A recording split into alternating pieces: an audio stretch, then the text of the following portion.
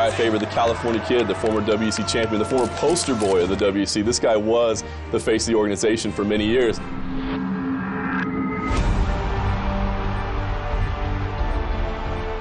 And he's done impressive things in his UFC run already. He's easily the biggest star below 155 pounds. Some might even say 170 pounds. I think Uriah has done some really good things since he's come into the UFC. He got off to a hot start. Faber's just a guy that just wins fights. So quick, caught him there. Nice. And again, quickness, explosiveness of Faber. This is a guy who has never lost a fight that was not a title fight. A lot of uppercuts here from Faber. Feints and comes in with a great combo. It seems like every year, you know, you go away for a couple months and you can look and he's won 3 or 4 fights and has pieced another together to get himself in a position to win a title. That's it. It is all over! Spectacular performance by Uriah. Get ready for the Ultimate Fighter Live. These are your coaches. Current world champion Dominic Cruz, former world champion Uriah Faber. I was picked to coach The Ultimate Fighter, which was the first time it was going live. It was a 3-month ordeal. So I sat out of competition to be on this reality show, to headline the biggest fight of the year, July 4th in Las Vegas. And this was all my year building up to one fight that was going to happen. That was with Dominic Cruz. And in training for that bout, Dominic Cruz had torn his ACL. And so that fight was immediately off. And so it wound up being that the 2 most eligible contenders at the time was Renan Barão and Uriah Faber. Let's create an interim title, and they came to be. That was the beginning of just a bad year. Not only was the fight that we've been promoting off, I had a rough year with my family. My little sister was in a car accident and her recovery process was pretty brutal. And on top of that, I was fighting a guy that was undefeated in 30 some odd fights. That knee to the body really got his attention. Uriah is having a hard time impacting him with any sort of strikes, whereas Barão, he's getting the better shots off. I could just feel that it wasn't me. I wasn't in the right headspace. Hit him, bang, bang, bang. Go for it. This is what you're made of. Championship rounds. You're made of this. Let's go, come on. Can't help but be pulled down just a little bit by that. And sometimes in a big fight, that's what matters. I think what makes looking back at the first fight interesting is the fact that Uriah Faber suffered a rib injury in the opening round of that fight. Renan Barão looked like the better fighter for the remainder of it, but Uriah Faber certainly was battling through injury throughout. I don't use that as an excuse, you know. The bottom line was Renan Barão was the better fighter that night.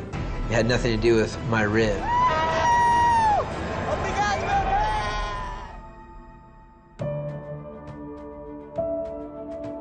After that fight with Barão, I had to change my attitude. I couldn't think about the missed opportunities, and I had to get back to understanding like how lucky I am to be in a situation that I am, where I'm able to coach a reality show and fight on big cards and to afford the things that I can, help the people that I need to help.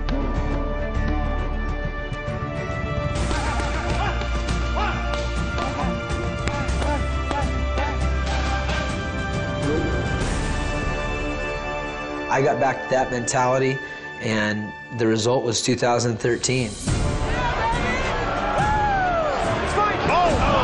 takedown by Menjivar. And Uriah rolls him over. Nasty elbows on top. Look at this. Beautiful positioning by Uriah. Spun around. Looking for that standing rear naked. Looking to lock it in. It is all over! Uriah Faber!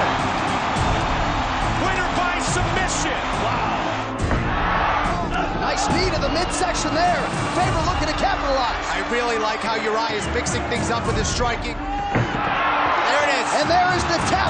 Another submission victory for Uriah Faber, his second in the last 6 weeks. Looking for the tickle. Look at that beautiful Yuri. Look at this. Beautiful job. Big elbow. And another. The California Kid, Uriah Faber. Dynamite. Oh, to the kid. Uriah, big swing and a miss. Down with the left. Chasing him down. Looking to finish the fight. The Team Alpha Male guillotine. McDonald's going to sleep. Uriah has to squeeze like few people. Look at that. It's all over. Outstanding. And if it were not for Chris Weidman beating Anderson Silva 2 times, I would say Uriah Faber's probably a shoo-in for Fighter of the Year last year.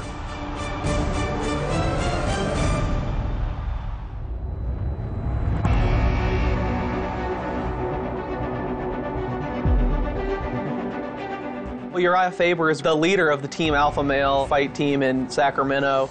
I've been training here in Sacramento, Ultimate Fitness, my gym with my team, Team Alpha Male.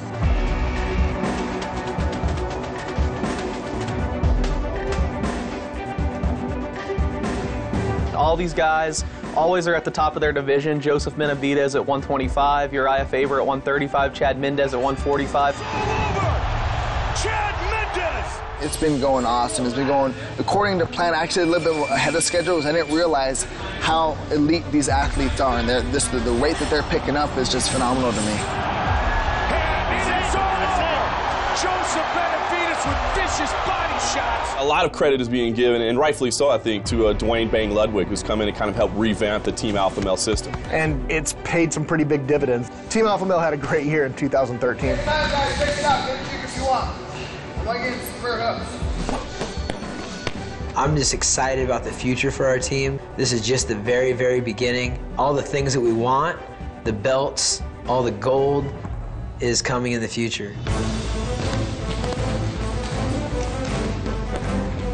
Uriah Faber's overall martial arts skill has improved in every asset. His conditioning, his timing, his reactions, his Thai boxing, his jiu-jitsu, his wrestling. Every area of the game, Uriah Faber has improved. There's no doubt in my mind that this is the best fighter I've ever been. I feel like I'm in tip-top physical shape. I think the familiarity between these two opponents makes it a very interesting matchup, because I think the first time around, maybe Uriah didn't necessarily know everything that Renan Barão was capable of doing. I certainly expect Faber to have a little more success than he did the first time around. I don't know if that necessarily means he could knock off Renan Barão, who's just relentless and is going to come forward and keep pressuring him. The reality is you have to kind of favor Renan Barão. Renan Barão sort of assumed the mantle and then defended it over and over again, and not against nobodies, against very good, credible challengers. Oh my! Caught with the spinning back kick. He's hurt. He hurt him big time. Tactics. It is all over. Renan Barão remains the UFC bantamweight champion. Eu vejo ganhando essa luta aí, eu me vejo sendo campeão absoluto e vejo aí nocauteando aí no máximo no 4º round.